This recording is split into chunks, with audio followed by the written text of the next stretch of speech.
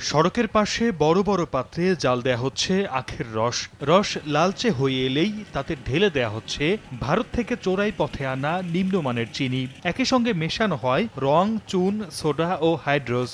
চাঁপাইনবাবগঞ্জ সদরের বালিয়াডাঙ্গা, শিবগঞ্জের পুটিমারি বিল, নাককাটিতলা সহ বিভিন্ন এলাকায় চলছে এমন ভেজাল গুড় তৈরি কর্মযজ্ঞ। স্থানীয়রা বলছেন, কয়েক বছর ধরে এভাবেই তৈরি হচ্ছে ভেজাল গুড়, যা দেদারসে বিক্রি হচ্ছে স্থানীয় হাটবাজার ও আড়তে, যাচ্ছে রাজধানী সহ দেশের বিভিন্ন জেলায়।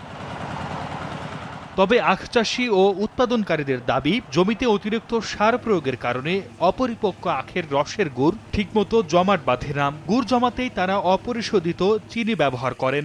ময়লা মাটি আবর্জনা কুচরে লেগে থাকে, এই চুন দিলে যেন ওই জিনিসটা উঠে যায় গাছের সাথে। বিশেষজ্ঞরা বলছেন, এসব ভেজাল গুড় খেলে কিডনি নষ্ট সহ হতে পারে ক্যান্সারের মতো মরণ ব্যাধি।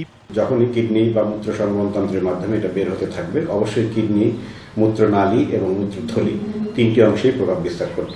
ভেজাল গুড় তৈরির সঙ্গে জড়িতদের বিরুদ্ধে দ্রুত ব্যবস্থা নেওয়ার আশ্বাস নিরাপদ খাদ্য কর্তৃপক্ষ ও স্থানীয় প্রশাসনের।